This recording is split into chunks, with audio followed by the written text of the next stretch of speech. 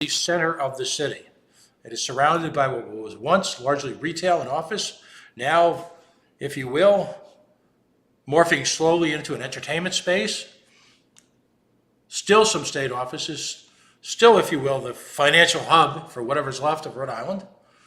As importantly, it's become a center of universities.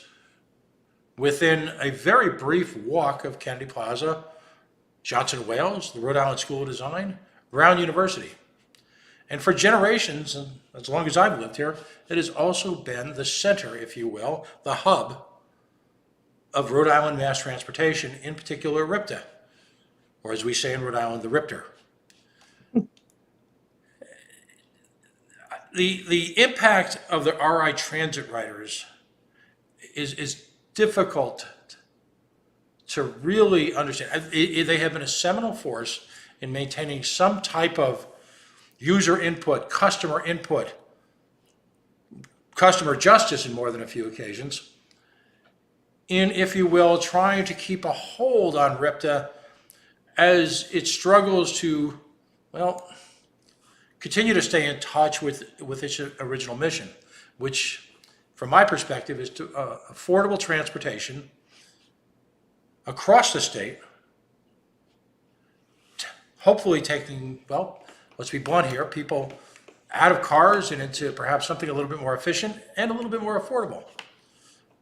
It's no secret that downtown parking in Providence during a day or at the night of a busy event is at a premium, a rather expensive premium that has begun to reach, if you will, some of what we call Boston rates, rendering it unaffordable for a significant portion of Rhode Island. Let's remember, Rhode Island is a state that's disproportionately working class, working poor in many cases. And if you will, that is in distinct contrast with other individuals' vision for Kennedy Plaza. Not only is RIPTA for the employees of the incredible variety of businesses in downtown Rhode Island, not only is it a significant source of transportation for one of the major industries in the state, which is college students, but it also remains a significant way for people to get to government, whether it be courts, social services, administration buildings, the State House itself, our House of Representatives. And that's sort of the glue of why it works there. So it's under challenge again. We were going through the nth revision of Kennedy Plaza. And that's what we're going to talk about tonight. We're going to talk about its history, why it works where it is now, and what are the forces dragging it seemingly through an intractable series on almost a death march of series of convulsions as to where to put it based on the interest of, let's just say, in my humble opinion, individuals who are not likely to be seen on a late night RIPTA bus. Amy Joy Glidden, welcome back to the coalition. As importantly, to you and Patricia and to Liza and the dozens, Mr. Flaherty, the dozens and dozens of people who are an active part of the RI Transit Riders. Thank you for your service to the community, particularly on behalf of people who may not often have a voice in this. Your diligence and your convictions, and quite frankly, at times your courage, and standing up to sometimes forces that are bigger than all of us, at least when it comes to money, are noted and appreciated here at the coalition. Thanks for joining us tonight. Well, thank you, Pat, and thank you for that nice intro. We've definitely been very active, not only in fighting this multi-hub, but this year helped reopen the KP bathrooms. We had lobbied for a successful return of the beach buses this summer. We supported the completion of the South Water Street Urban Trail against some pretty tough foes, some tough business owners. And we succeeded in having hearings on the proposed Dorrance Street Transit Center. So I think a quick recap maybe of Kennedy Plaza, what it's been through, Absolutely, would be relevant here. So something people may not realize is it's really always been a transit center. Back in the 1840s, we had that railroad We had electric buses that did kind of mostly an east side loop in the 1940s, 100 years later. It kind of got consolidated in the 1970s and then was split up, and then it was reunited as Kennedy Plaza by CNC. It's undergone many renovations, most notably in 2002 and in 2014. The 2014 renovation was a little more extensive, and it took those beautiful architectural bus hubs and replaced them with these easily broken, flimsy glass shelters. And it took away some of the character and the history of this storied place. And, it's kind of always been a goal of the powers that be, whether they be wealthy real estate developers or the politicians that are connected to them, to get Kennedy Plaza out of downtown. And their most recent effort was the multi-hub. This was a project that DOT and Gina Raimondo collaborated on.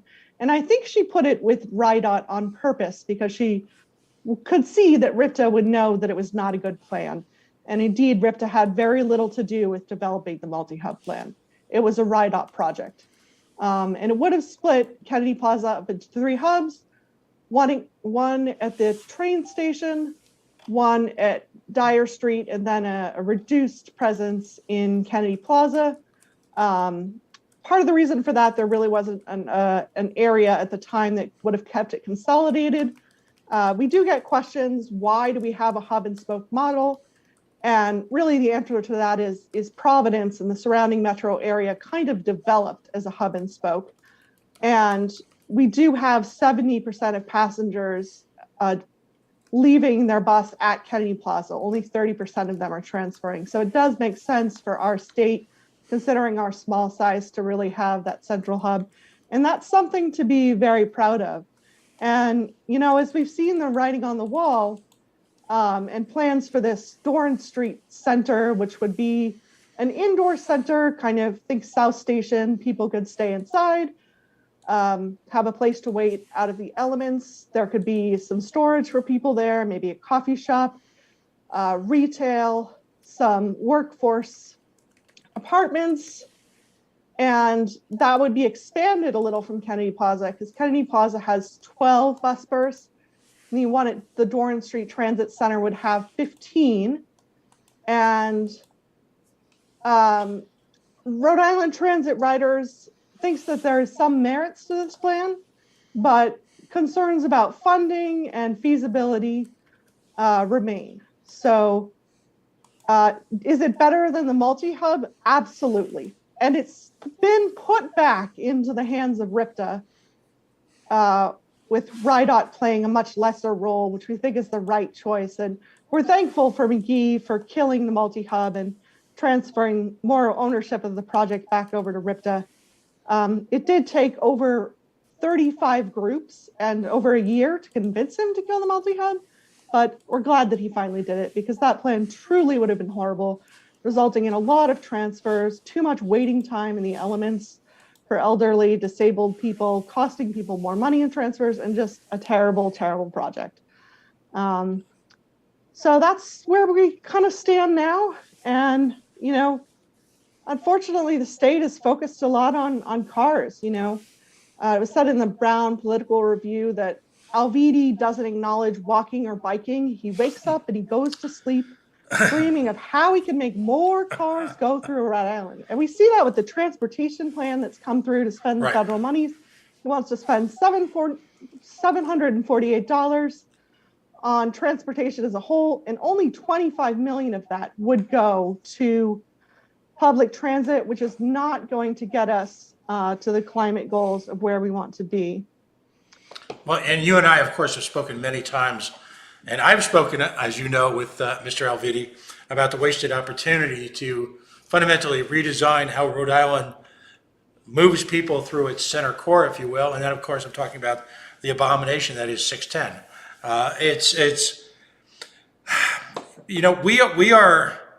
We're blessed in the sense that Providence is a walking city, but Absolutely. But at the same time, we're also subject to some pretty extreme weather here, winter and summer. It baffles me since by, if you will, through natural, for lack of a better term, organically, has always moved to this one spot of property in the center of Providence. And I love the idea, quite frankly, of a South Station or a mini Port Authority in the center of the city, perhaps even going below ground as well as above ground to be a center of transportation. But is there any more than 2 or 3 people who want to move it out of Kennedy Plaza? And isn't the reason why it's in Kennedy Plaza because that's central to where people who actually take buses have to walk from? Am I missing something here? It is central. It is central. And when you look at the numbers, they're saying 70% of people depart at Kennedy Plaza, but when they presented the multi-hub numbers, they were saying 85% of people depart at Kennedy Plaza. So really trying to get at the heart of that and what is the truth. I think that this Dorrance Street Transit Center has the potential to be better than Kennedy Plaza. And really, it's not moving that far, although Dorrance Street is not designed for transit passengers right now. The city would have to really work to do that. But, the centrality of Kennedy Plaza is very unique. I think the issue or the roadblock is that there's no political will to keep it there any longer. The passengers overwhelmingly want to keep it there. Absolutely. More people are coalescing around this Dorrance Street Transit Center. But Rhode Island Organizing Project, for example, did a study where they had asked 500 people at the time of the multi-hub, what would you rather have? And except for a handful of people, the vast majority of them said, yes, we want to stay in Kennedy Plaza. And I think that there's a real trust issue here. The people who are in Kennedy Plaza have been promised over and over again, these changes are going to be better for you. And they're not. The last redo of the plaza, spread some of the berths around, making them farther and harder to get to. And the people of Kennedy Plaza feel like RIPTA or RIDOT or politicians don't have their best interests in mind. And I think they're right to a certain extent, I think, but I do think the Dorrance Street Center has potential. Mm-hmm. Well, let's look at some of the ways, because you raised an important point, and there is a trust factor involved. This process has not exactly been transparent, has it? No, I mean, we had RIDOT, which is they've never done public hearings for anything. They don't allow the public into their process. So they said they would hold public hearings on the multi-hub, and they did not do that for over a year. Which really begs the question, did they ever intend to hold those public hearings in the first place? Right. I doubt they even know how to hold one. Yeah, that became apparent this week. My conversation's not yours. I know that you folks have a working relationship with RIPTA that, while it's varied based on who's been in charge, is strong. But my experience also has been that, particularly lately, they're quite willing to hide behind the remote meetings, which for me is a problem. They misinterpret the governor's executive order as moving people away from in-person, when in fact it was merely to give you the option of having remote access in addition to in-person. How many riders are impacted by this lack of transparency in the process? Tell me what type of rider can't make it or doesn't have internet, or just the overall problems. Talk to me about that. Definitely. So, not everyone has internet access. Right. And, they publicize this a lot, on their social media and online. And there were some signs in Kennedy Plaza, but they didn't really inform people about what was going to happen. They didn't say this is for a new transit center that would replace Kennedy Plaza. If they had said that, I think a lot more people would have tried to come. There are 160 people at the meeting we attended, but it just said, something like transit changes. Right. And so there's kind of some smoke and mirrors going on. And I think the biggest population that I would think of that were left out of this conversation is the homeless. Not having internet access. If they have a phone, maybe not having internet on that phone, and really just left out of the conversation. I didn't hear once at that meeting the homeless brought up. And they really deserve a right to be there and to advocate for themselves. We know that Providence has a large population of homeless people downtown, and they deserve a right to know what's going on, because it's not just a place where people hang out. That is a home for people. You go down there, you see people sleeping on bus benches, you see people sleeping on the stairs. And something that Rhode Island Transit Riders wants to be clear about, and I'll just read this from our statement. Simply moving transit operations at huge taxpayer expense will not solve deeply challenging social problems. Only investment in affordable housing, mental health, harm reduction, and other wraparound supportive programs will. So I think that is a major flaw of really any plan, is that they're just trying to relocate the problem, but those people are still going to be there and no one is helping them. And relocating often means hiding them. It's ironic. I was at a public meeting yesterday at the AME Church over on the east side, where there was talk about reparations, and of course that's another conversation. But very often, what meant to that community, to this community, is that the government, when things are out of the way or hidden a little bit or not in the public eye, that those controlling the arm of government here in Rhode Island will in fact use it, abuse it for the purpose and benefit of the money class here in this state. And for people who are unaware of that, of course, we're talking about a handful of real estate developers. I'm not aware, actually, I haven't met a single person who thinks it's a good idea to move out of Kennedy Plaza. Because of Kennedy Plaza, in addition to Kennedy Plaza, virtually every aspect of downtown, down city, as we used to call it, Providence life, is in the operating area and walking distance of Kennedy Plaza.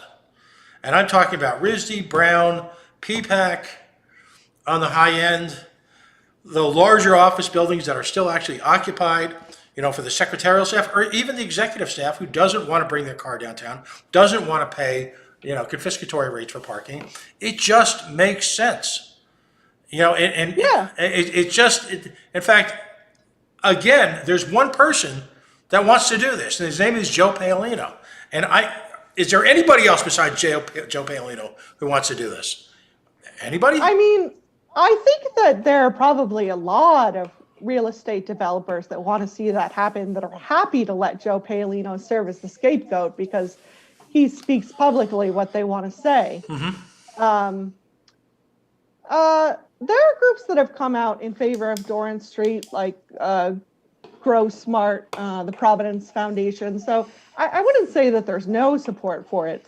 I would say your everyday rider is probably opposed to it. And I would say part of that is the inadequate outreach that has happened, and the distrust that has gone on, and rightfully so. And I think people really, I'll just give you an example. So Go Local Prov ran a story on the Doran Street Hub, and they interviewed Scott Avedisian, and they didn't interview any riders. Do you know who they did interview besides Scott Avedisian? The only other person they interviewed? My boy Joe?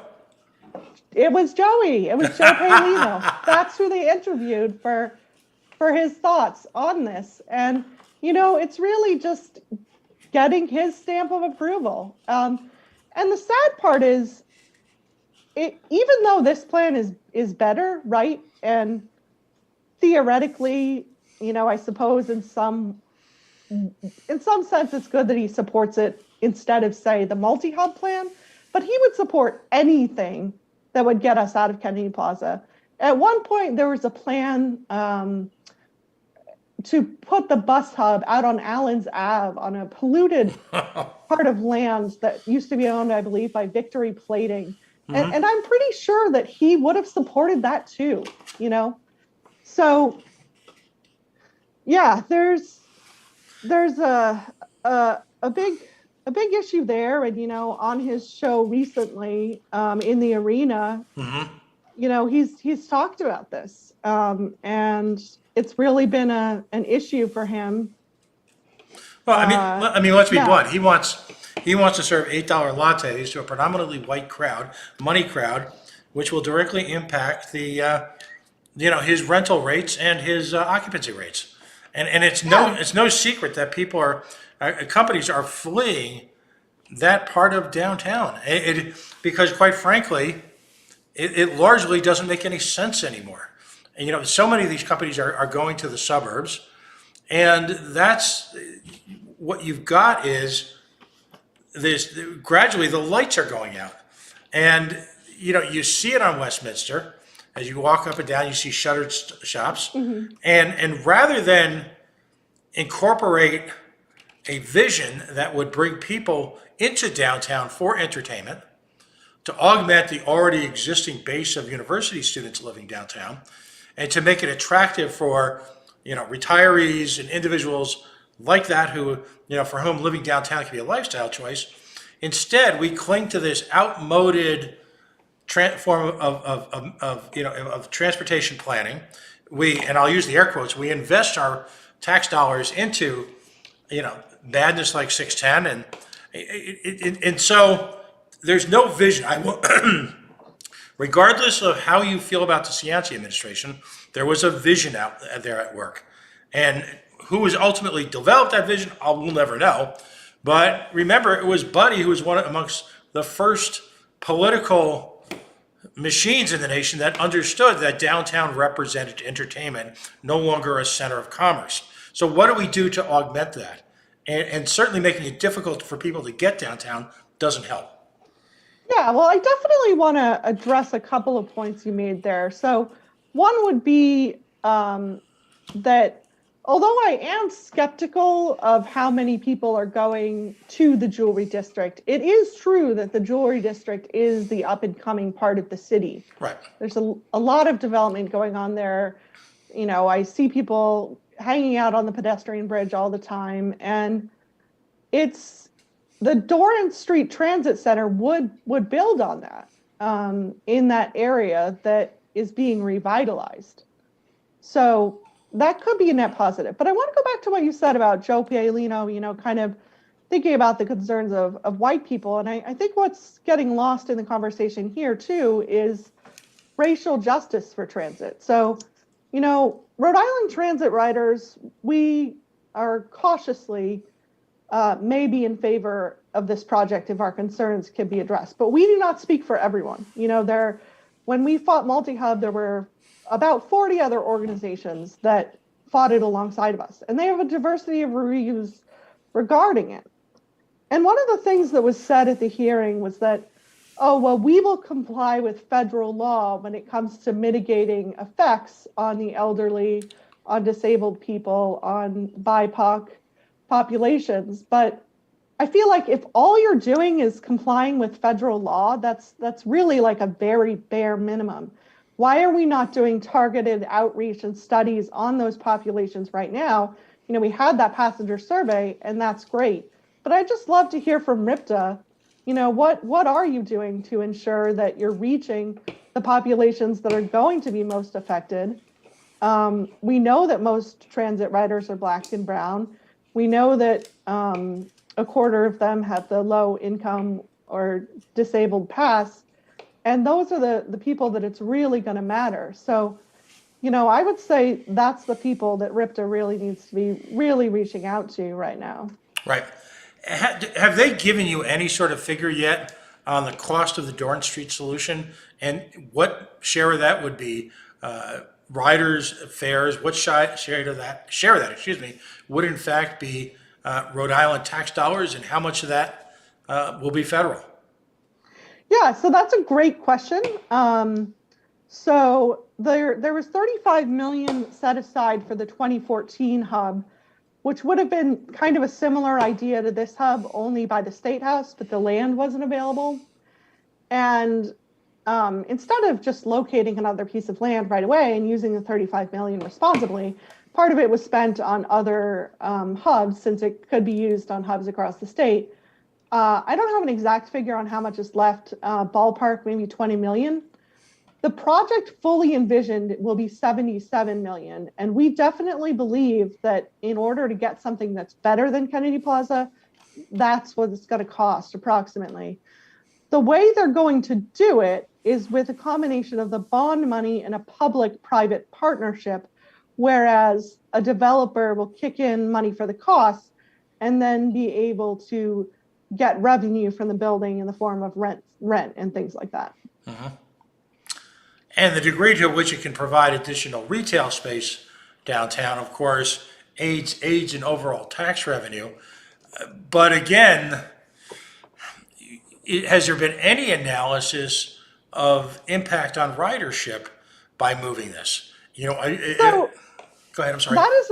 That is a great question. And so what we've heard from RIPTA, and I will say that I do feel slightly skeptical of this, is that they feel there's not enough space in Kennedy Plaza to expand because of the city's plan to turn more of Kennedy Plaza into a park.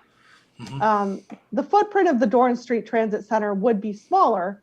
They are planning to build more berths there, but in order to fulfill the transit master plan and serve more areas,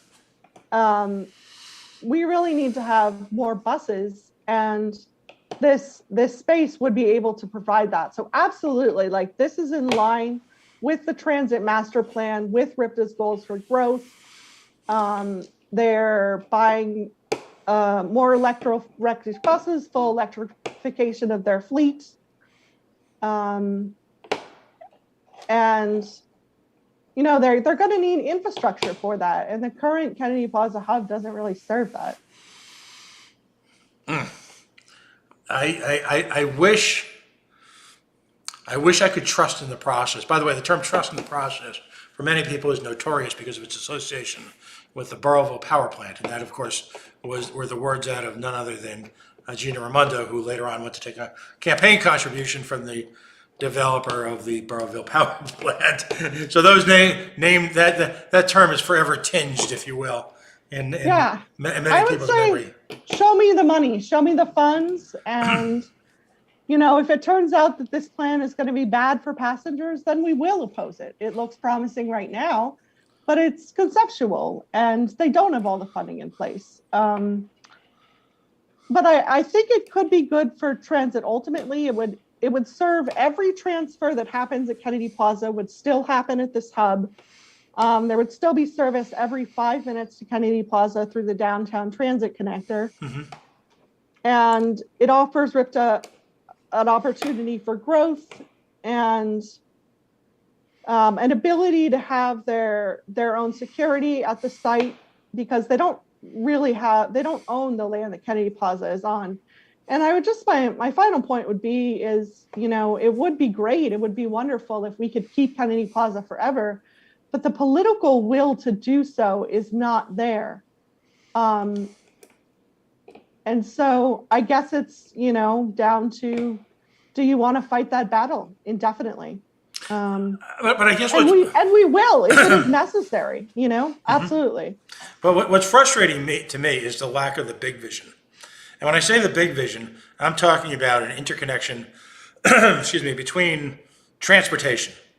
And what I mean by that is you've got an Amtrak station that's going to be further away, meaning almost inevitably as an additional bus route directly. Is there going to be a connection from Dorrance Street? There's currently 280 trips every day to Providence Station, and that won't change. Okay.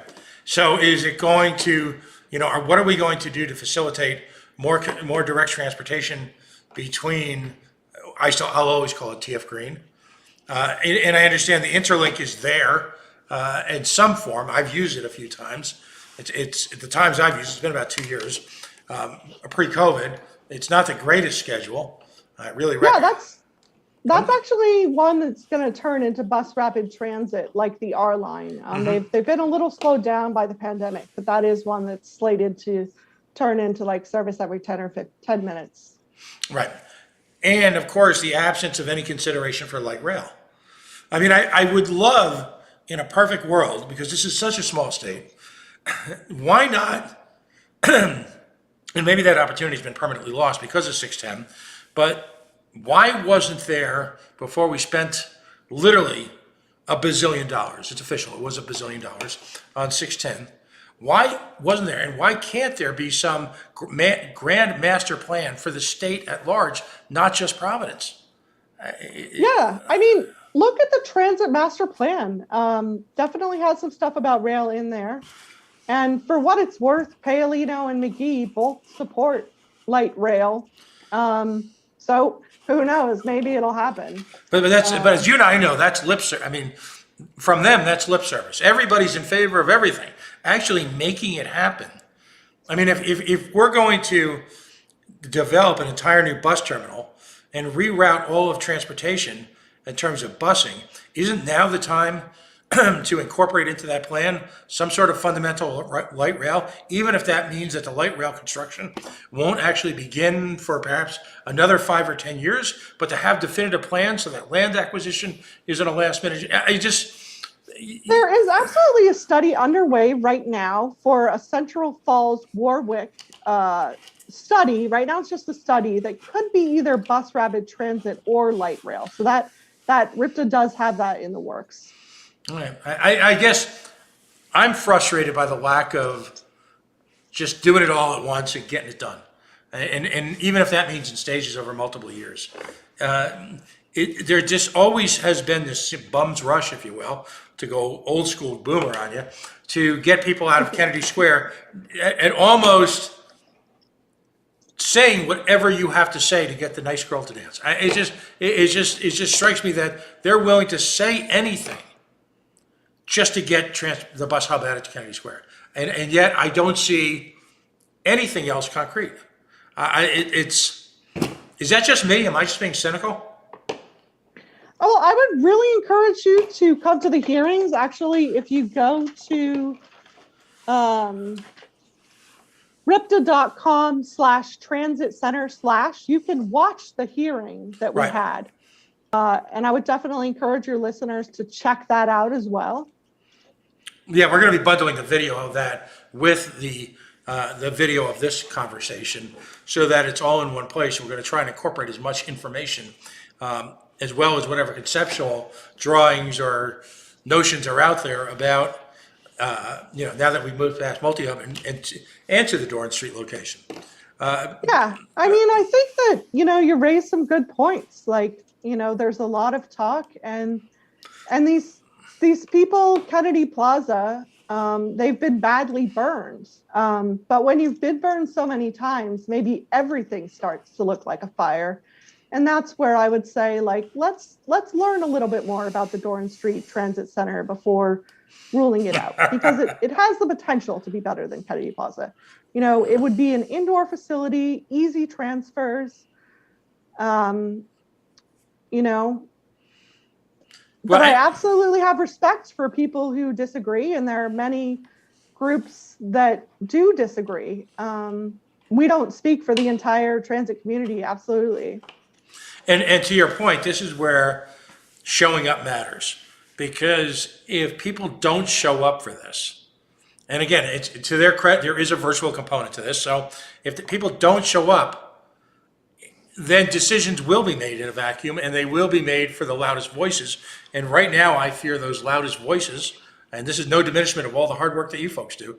Please don't mistake me for that. I absolute respect for not just the current work, but the body of work writ large over literally nearly a generation now of active input, and some would almost say an active policing of what folks would have you believe is mass transportation theory and practice and implementation. So, but if people don't show up right now, I'll never say they don't have the right to complain, but to a large degree, your opinions at these public hearings are maybe the only real vote you ever get on this. I doubt Mr. Alviti or Mr. Avedisian, God bless them all, are ever going to take this final plan and let's submit it to the vote of the Rhode Island people, or let's put it up for a vote, if you will, even on a philosophical base to the rider base, the people who actually are the reason why we have the RIPTR. So it's critical that people participate in this. We'll be publishing the times as a reminder to folks. I guess they broadened it out. I think there's going to be 4 hearings. I was told at least today there'll be 1 in-person hearing, and you can be sure we'll be there just to bring sunshine into the room. And there will be virtual. So, like so many times, I just beat it to death. But if you don't show up, if you don't make your voice heard, whether it be at General Assembly hearings, Providence City Council meetings, your school board, or in this case, the RIPTR, then I don't want to say you don't have anyone to blame but yourself, but well, you have to take responsibility of that, and you have to make an investment in your time.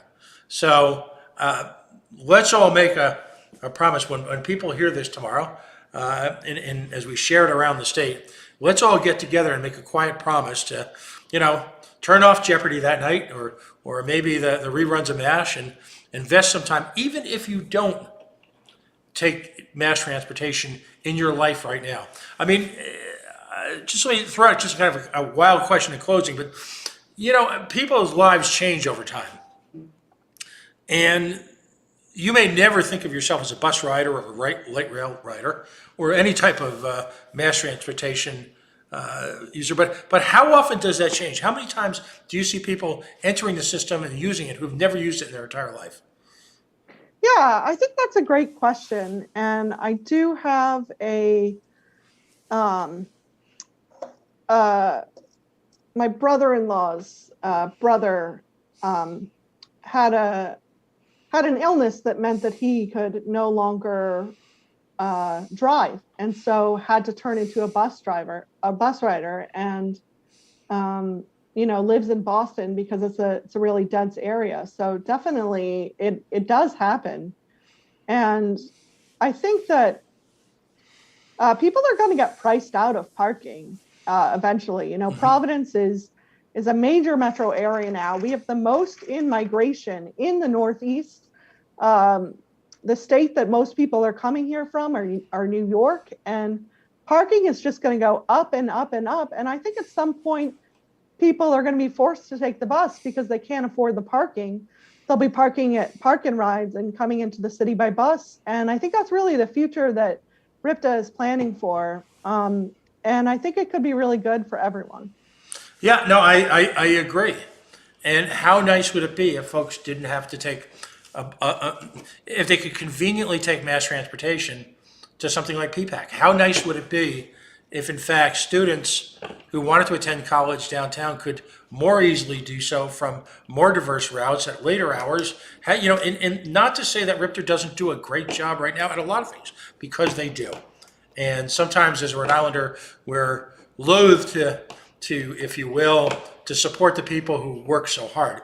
And my experience with government in the last couple of years has been, once you get past some of the highfalutin elected or self-appointed leaders in the state and get down to the brass tacks, actually who does the work.